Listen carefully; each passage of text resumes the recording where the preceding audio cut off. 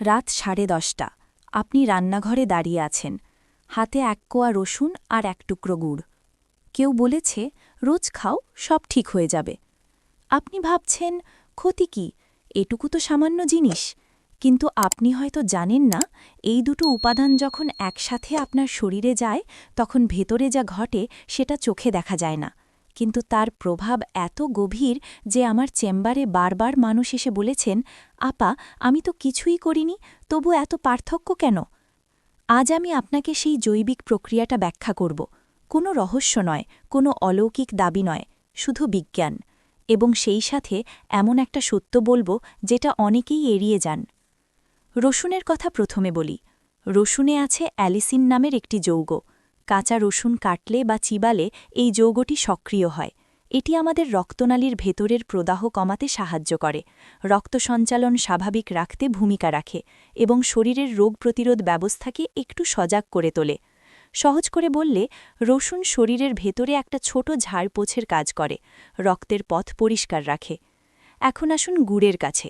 গুড় শুধু মিষ্টি নয়, এতে আছে আয়রন, ম্যাগনেসিয়াম, পটাশিয়াম, যা পরিশোধিত চিনিতে পাওয়া যায় না।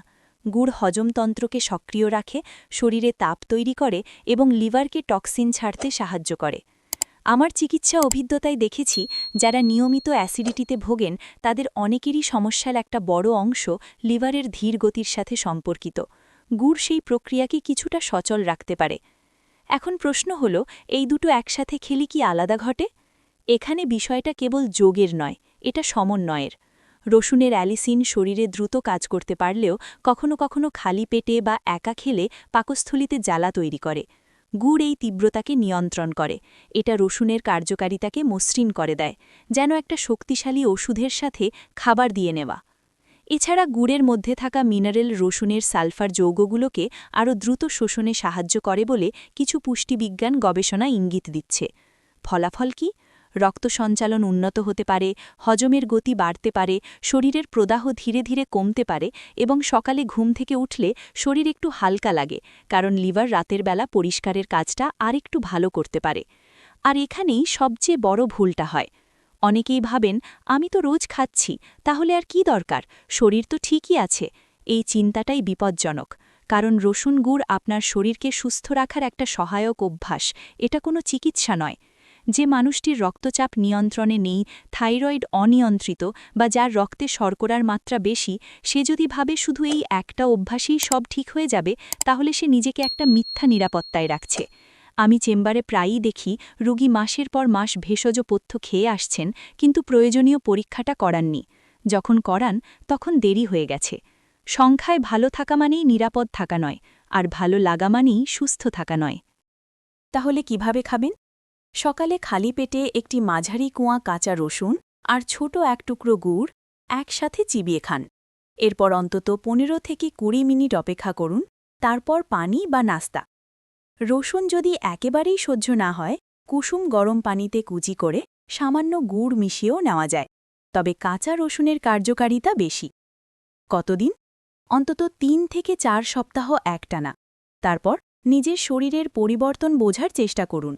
ঘুম কেমন, পেটের অবস্থা কেমন, শরীর কতটা চাঙা লাগছে, এগুলো লক্ষ্য করুন। কিন্তু কে খাবেন না বা সাবধানে খাবেন? যাদের রক্তপাতের সমস্যা আছে বা রক্ত পাতলা করার ওষুধ চলছে, তাদের আগেই চিকিৎসকের পরামর্শ নেওয়া জরুরি, কারণ রসুন রক্ত পাতলা করার প্রভাব রাখে। যাদের ডায়াবেটিস আছে, গুড়ও এক ধরনের চিনি, পরিমাণে সচেতন থাকতে হবে। গর্ভাবস্থায় বা যে কোনো অস্ত্রোপচারের আগে এই অভ্যাস শুরু করার আগে অবশ্যই চিকিৎসক জানান। এবং যদি খাওয়ার পরে পেটে অস্বাভাবিক জ্বালা, বমি ভাব বা বুকে চাপ অনুভব করেন, সাথে সাথে বন্ধ করুন এবং চিকিৎসকের সাথে কথা বলুন। এগুলো শরীরের সংকেত, উপেক্ষা করবেন না। এখন আরেকটা কথা বলি, যেটা বলতে অনেকেই ভুলে যান। আপনি হয়তো এই ভিডিও দেখছেন কারণ শরীরটা কোথাও না কোথাও ভালো নেই। ক্লান্তি, দুর্বলতা, হজমের গোলমাল, এগুলো সাধারণ না। শরীর আসলে বলছে, আমাকে একটু মনোযোগ দাও। রসুন গুড় সেই মনোযোগের একটা শুরু হতে পারে, কিন্তু শুধু শুরু। পাশাপাশি রাতের ঘুম ঠিক রাখুন, পানি পর্যাপ্ত পান করুন এবং বছরে অন্তত একবার রুটিন রক্ত পরীক্ষা করান। সিবিসি, লিপিড প্রোফাইল, রক্তে শর্করা, থাইরয়েড। এগুলো আপনার শরীরের আসল অবস্থার ছবি। মনে আছে সেই রাত 10:30টার কথা? হাতে রসুন আর গুড়? পরের সকালে উঠে যদি আপনি একটু বেশি হালকা অনুভব করেন, পেটটা একটু ঠিকঠাক থাকে, মাথাটা একটু পরিষ্কার লাগে, সেটা কোনো অলৌকিক ঘটনা নয়। সেটা আপনার শরীর আপনাকে ধন্যবাদ জানাচ্ছে, ছোট্ট একটা সঠিক সিদ্ধান্তের জন্য। শরীর বদলাতে সময় লাগে, কিন্তু প্রতিটা সঠিক অভ্যাস একটা ইট, ধীরে ধীরে একটা মজবুত ভিত তৈরি হয়। আপনার শরীর আপনার, তার যত্ন নেওয়ার সিদ্ধান্ত আপনার।